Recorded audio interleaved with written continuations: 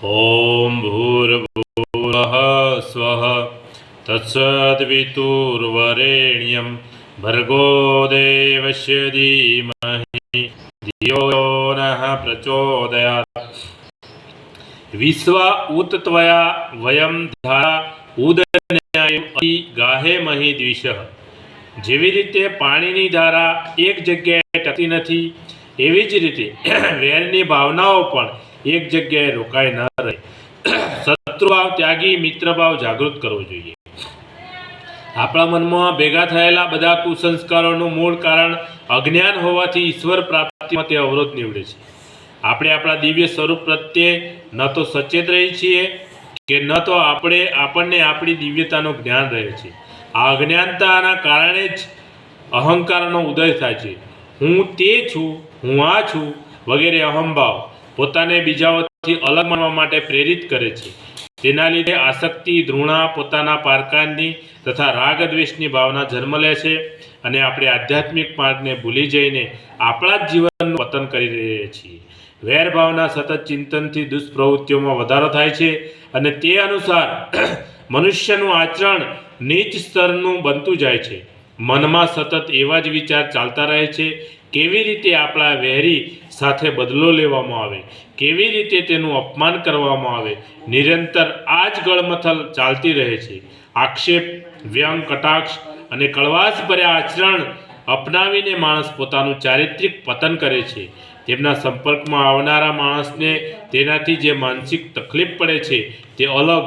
આવા હલકા માણસો દરેક પળે પોતાના વિરોધીઓના વિનાશની કલ્પના કરતા રહે છે અને તેને જરાક પણ હાનિ થાય તો પ્રસન્નતા વ્યક્ત કરવાની નીચતા પણ દેખાડે છે। વહેતું પાણું કેટલું પવિત્ર અને નિર્મળ હોય છે। નદીઓ તથા ઝરણાની ધારા બધાને ઉલ્લાસ આપે છે, પરંતુ જો આ પાણીને એક ખાડામાં રોકી દેવામાં આવે તો સળવા લાગે છે અને સર્વત્ર દુર્ગંધ ફેલાય છે। આવી જ હાલત દુશ્મનાવટ તથા દ્વેષની ભાવનાને આપણા મનમાં રોકી રાખવાથી થાય છે। આવા લોકોના મનમાં પ્રેમની જગ્યાએ નફરતનો ભાવ જાગૃત થાય છે અને ચારે બાજુ વૈમનસ્ય, તિરસ્કાર તથા અસહયોગનું દૂષિત વાતાવરણ બની જાય છે। સંસારમાં નિર્દોષ માણસની સંખ્યા ઘણી ઓછી છે। બે ચાર દોષ દુર્ગુણ તો દરેક માણસમાં હોય જ છે।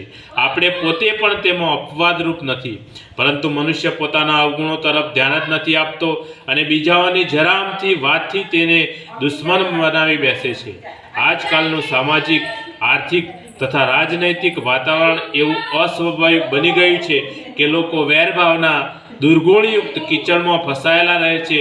શત્રુભાવનો ત્યાગ કરી જ્યાં સુધી પરસ્પર મિત્રતાની ભાવના પાંગરશે નહીં, ત્યાં સુધી સમાજ તથા કુટુંબમાં સુખ શાંતિનું વાતાવરણ સ્થપાઈ નહીં શકે।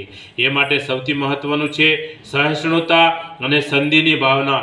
જો ઠંડા દિમાગથી પરિસ્થિતિઓનું અધ્યયન કરવામાં આવે તો ખબર પડશે કે બીજાનું આચરણ વેર અથવા દ્વેષભાવથી જાણી જોઈને કરવામાં આવ્યું ન હતું। તેમની પરિસ્થિતિ જો આપણે હોઈએ તો આપણે પણ એવું જ આચરણ કરી બેસત। આવા વિચારથી મનમાં અકાર દુરાગ્રહ થશે નહીં અને સહયોગ તથા ક્ષમભાવનો ઉદય થશે। મન, વચન અને કર્મમાં પૂર્ણ પવિત્રતા શીખવાથી વેરની ભાવનાથી છુટકારો મેળવી શકાય છે।